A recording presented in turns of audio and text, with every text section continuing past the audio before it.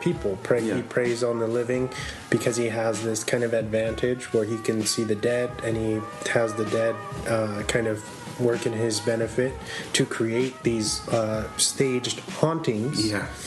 So he can come in and be the hero and be like, I need you to pay me this much and then I'll get rid of your problem. And then his buddies get out of there. It was funny the first time he does it, right? And I wasn't too sure. I was like, oh, this is kind of weird, like, because when the couple that's being haunted, you don't know that it's his friends who are haunting him at first, or his ghost buddies, and you're kind of like, oh, what the hell's going on? And he shows up and he's kind of like, oh, like, was the toilet seat flopping up and down? Was the table going in the counterclock, direction and spinning around? And then she's like, no. And then he's like, well, was the bed levitating? She's like, yeah, it did that. And he's like, oh, okay. And then he brings out this little machine. And I know that part seemed like, he's like, oh, he's like a fraud. Yeah. But then, he leaves the house, he cleanses the house, and he goes back to his house, and then you see the ghost come out of the trunk like, oh man, we busted our backs, lifting up the bed, yeah. And it's then it's like, oh, okay, that makes sense now. So he's a fraud basically, and he's using these ghosts for his benefit. I really who's your favorite ghost? Actually, I want to ask you that question. Out of his three buddies. That's hard. Judge was cool. Yeah, Judge was cool. Something that's really impressive with this film too is the writing. I feel like the dialogue really keeps it alive with the kind of, because it's very witty and fun. Yeah, and it really keeps up that pace throughout the film. So you can kind of relate to it a lot in that way, and then you're introduced to you find out that Michael J. Fox, or Frank Bannister's character, he kind of got this ability after being in this accident where he lost his wife. Yeah, and then they kind of unravel that in the middle, and then by the end you find out that he the main antagonist of the film, who is initially kind of shown to us as like this kind of Grim Reaper type of character who's going around collecting souls, is actually a serial killer. Yeah. Who is passed on, and I guess he would go around and murder people with his girlfriend, who is still alive, who is being taken care of by her grandmother. Yeah. Who they lead you to believe is a bad person. Yeah, because they kind of lead you to believe that she's hurting her, because she has bruises and cuts on her arm. Which is it's very interesting, because you kind of feel for the girlfriend for a while, and then you realize that it's the girlfriend who is actually crazy. Yeah. And she ends up murdering the grandmother. Yeah. Yeah. She goes up there really quick, and she's like, oh, mother's getting dressed, or grandmother's getting dressed, and I forgot the doctor who's there. She goes up to see what's taking so long, and she's just covered in blood, laying in the bed. Yeah, just like repeatedly stabbed to death or something. It's very gruesome death. Another plot point that we forgot to talk about is the police force. Oh yeah, you got the sheriff. He's a sheriff, yeah. Who doesn't really know what he's doing. He's kind of just like standing around trying to figure out things. Obviously, nobody wants to believe that Frank has a real ability. Yeah. So they're all out to kind of get him, and then they bring in this kind of FBI. That guy was so weird. Agent. I forget his name, but he brings this kind of really cool, even more cartoonish element. Yeah, definitely. To the film with with the way that his mannerisms and his humor is it's pretty fun. and you don't know what he's gonna do next. that scene in the interrogation room when he thinks Michael J. Fox's character is trying to kill him with his mind, trying to stop. He's like, "Oh, you're trying to stop my heart with your mind, aren't you?" And then he rips open his shirt, and he's like, "Well, you can't get me. I'm wearing a lead vest to protect me." And it's like, what the hell's going on? Yeah, it's like this is goofy. Yeah, he's like created this whole mythology in his head, and this movie it establishes its universe so well. That's another thing that I give it credit for, is like you're just kind of immersed into this world, and they do a really good job of throwing all these things at you, and you're not, at least for me, it doesn't really take you out. No, yeah. It is very much like a Robert Zemeckis type of style. Yeah.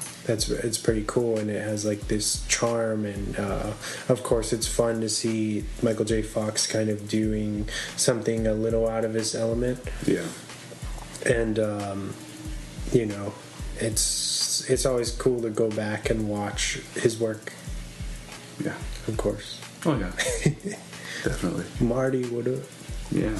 Was he? I don't know if you know this or not, but was he already diagnosed with? Was it Parkinson's? Parkinson's, right? Yeah. Or yeah. Was he already diagnosed with that? Oh, for this. Yeah. Film? Did he already know he had it?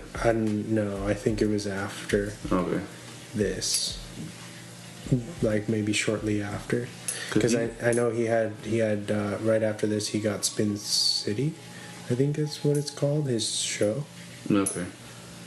He had a show for a while, and then he got diagnosed. And it was really sad because he wasn't somebody who partied or did anything. Yeah. And it's like, why, it just... He's just like a normal guy. Yeah, it's a shame got when a break. people get hit with these crazy diseases when they live good lives, It's sad. So do all the drugs and partying you can so you don't get sick. Well, no, just kidding. But this is like, this guy's totally normal. I mean, I would assume he didn't seem like the type of guy, how you said, he would just like go out and party like normal people in Hollywood would. And he gets sick from that. That sucks. But he's still somewhat acting, right? Yeah, I think he got I don't know if it's still on, but he got his another show on TV. So he's been fighting it for so long. It's actually incredible, man. I hope they figure something out for that. Yeah, that'd be cool, man. What else do you want to talk about? What would you rate this movie on a scale of 1 to 10? I would say a 7.5. Okay. You? I'd say 7. Okay. I liked it, but I mean, it's like goofy. It's kind of like you said, it's kind of hokey, but it doesn't take anything away from it. Like I said, it's an enjoyable movie. It's fun to watch. It is. Yeah. What bothered you about the special effects? Like, what made you bring up the special effects right away? What makes it 1996 to you? I don't know. Some of the things just kind of felt old. I don't know. Maybe just because we're so spoiled with the special effects of now. So I'll say this. I think the way that the actual ghosts look is cool. I mean, I don't have a problem with the ghosts, but more the. It was the wall scenes. The Reaper, yeah. And those were maybe like the carpet attacking people. Those look computer generated for sure. And I had like this I went back to when we did the review for the Nightmare on Elm Street remake, where they computer generated when he goes through the wall, and you can tell that that's CGI. Yeah. And so you're just like, yeah. You couldn't have just done that. You couldn't have just made like a latex wall. Yeah, and do it. It looks so much cooler on film. So that's pretty strange.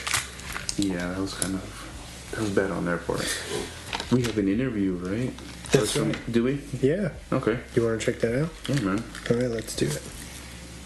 This is Dr. Udro. Okay. Talking about, it's basically an overview, actually, on Peter Jackson. Okay. It's not an interview. It's not per se an interview, but rather just taking you kind of in depth, like from where he started, where he's from, what he did before he really got his break into the mainstream. Yeah. So let's check it out. Let's do it. Peter Jackson is best known for directing both the Lord of the Rings and Hobbit trilogies. However, the subject matter of his lesser-known pre-Tolkien work contains little evidence of a future Oscar-winning fantasy epic filmmaker. What these 6 films do suggest is a man of great ambition, ingenuity, and boundless creativity. Peter Jackson grew up an only child in the small New Zealand town of Pukerua Bay. At the age of 9, Jackson saw King Kong on TV, which sparked his interest in filmmaking. He would later remake Kong in 2005. In his teenage years, Jackson emulated the stop-motion monsters of Kong animator Willis O'Brien, as well as his protege Ray Harryhausen, in homemade movies of his own. Other childhood endeavors included a war film, a James Bond parody, and a vampire short. At the age of 22, Jackson bought a 16mm camera and set out to make a short film titled Roast of the Day. Involving a door-to-door donation collector stumbling upon a horde of man-eating aliens disguised as humans, the short eventually grew into a full-length feature retitled Bad Taste. Jackson, along with a small cast and crew of friends and co-workers, filmed on free weekends over the span of 4 years. The plot of Jackson's film expanded to include a group of bumbling investigators set on stopping the invading aliens, who now were in greater numbers. At its climax, the film's aliens shed their disguises, revealing their gruesome true forms. All of the film's props and special effects, which included 3 large-scale models, a slew of fake guns, multiple foam latex masks and costumes, and countless bouts of gore, were painstakingly made by Jackson himself. Luckily, Jackson's efforts paid off. Bad Taste was accepted into the Cannes Film Festival in 1988, where it sold distribution rights in 30 countries. Through his growing notoriety in New Zealand's filmmaking community, Jackson had previously met his future wife and collaborator, Fran Walsh. Before Jackson attended Cannes, he and Walsh devised future projects with the help of friends: the zombie splatter comedy film Brain Dead, and a shockingly crude TV pilot Muppet parody, Meet the Feebles. After funding fell through for Brain Dead, Jackson was forced into making Meet the Feebles his next project, which had grown into a feature film due to the demands of Japanese investors. Released in 1989, Meet the Feebles portrays the exploits of Jackson's demented Muppet surrogates: Heidi, the emotionally fragile hippo; Bletch, the show's corrupt producer; Robert, the lovelorn hedgehog; Dennis, the panty-sniffing aardvark; Wynyard, the drug-addicted Vietnam vet frog; and Harry, the promiscuous STD-riddled hare, among others. The film marks Jackson's first collaboration with Richard Taylor and Tanya Roger, who helped with many of the film's disgusting special effects. Taylor and Roger's company, later named Weta Workshop, would work on all of Jackson's theatrical films, including his intimidatingly ambitious Tolkien adaptations. Jackson's growing list of accomplices returned to his aid for Brain Dead, released in 1992. After a young man's domineering mother is bit by an infectious rat monkey, he and his love interest are faced with an increasingly chaotic zombie outbreak. Filled to the brim with an absurd amount of gore-filled gags, climaxing with an infamous lawnmower scene, Brain Dead remains a splatter masterpiece and one of the goriest films ever made, thanks to the prodigious effects work of Richard Taylor. Tiring of blood splatter and gore, Jackson's next project, 1994's Heavenly Creatures, took a decidedly dramatic turn. Jackson and Walsh's script was based on the teenage lives of New Zealanders Pauline Parker and Juliet Hulme, who had murdered Pauline's mother in 1954. Through the imaginative fantasies of the two girls, Jackson was able to indulge his own creativity. As a result, Weta was tasked with another ambitious undertaking, and in turn, another inspiring achievement.